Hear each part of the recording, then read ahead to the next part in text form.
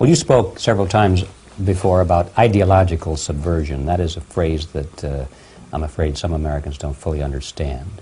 When the Soviets used the phrase ideological subversion, what do they mean by it?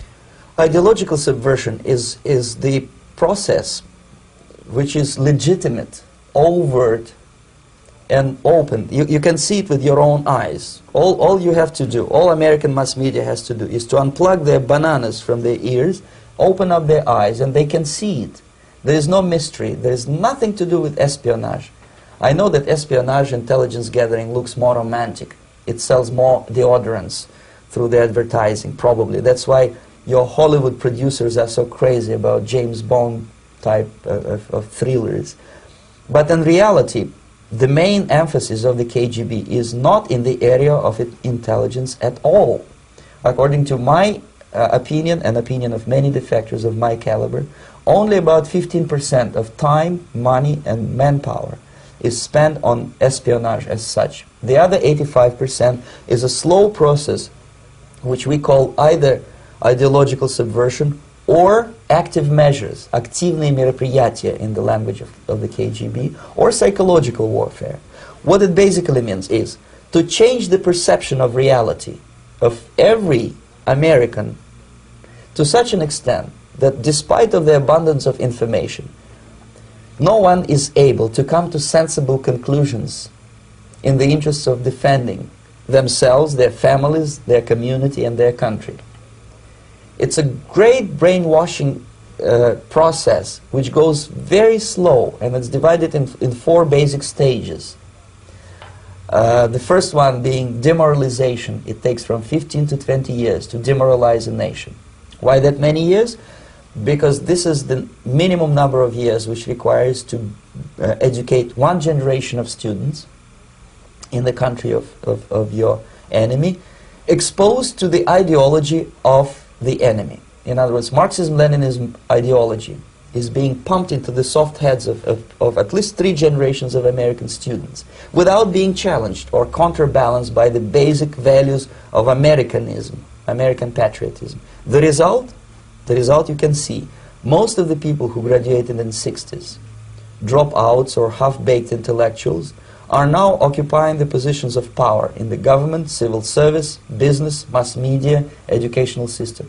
You are stuck with them. You cannot get rid of them. They are contaminated. They are programmed to think and react to certain stimuli in a certain pattern. You cannot change their mind, even if you expose them to authentic information, even if you prove that white is white and black is black, you still cannot change the basic perception and the logic of behavior. In other words, these people, the process of demoralization is complete and irreversible. To get rid society of these people, you need another 20 or 15 years to educate a new generation of patriotically minded and common sense people who would be acting in favor and in the interests of the United States society. And yet these people who've been programmed and, as you say, in place and Yes. who are favorable to an opening with the Soviet concept, these are the very people who would be marked for extermination in this country? Most of them, yes. Simply because the psychological shock when they will see in future what the beautiful society of equality and social justice means in practice, obviously they will revolt. They will be very unhappy, frustrated people. And the Marxist-Leninist regime does not tolerate these people. Obviously they will join the links of dissenters, dissidents. Yes. Unlike in present United States, there will be no place for dissent in future Marxist-Leninist America. Here you can get popular like Daniel Ellsberg and filthy rich like Jane Fonda for being dissident, for criticizing your Pentagon. In future, these people will be simply squashed like cockroaches. Nobody is going to pay them nothing for their beautiful, noble ideas of equality. This they don't understand, and it will be a greatest shock for them, of course. The demoralization process in the United States is basically completed already. For the last 25 years, Actually, it's overfulfilled, because demoralization now reaches such areas where previously not even Comrade Andropov and all his experts would even dream of such a tremendous success. Most of it is done by Americans to Americans, thanks to lack of moral standards. As I mentioned before, exposure to true information does not matter anymore. A person who was demoralized is unable to assess true information. The facts tell nothing to him. Even if I shower him with information, with authentic proof, with documents, with pictures, even if I take him by force to the Soviet Union and show him concentration camp, he will refuse to believe it until he is going to receive a kick in his fat bottom. When a military boot crashes his balls, then he will understand, but not before that. That's the tragic of the situation of demoralization. So basically America is stuck with demoralization, and unless, even if you start right now, here, this minute, you start educating new generation of Americans, it will still take you 15 to 20 years to turn the tide of ideological perception of reality back to normalcy and patriotism.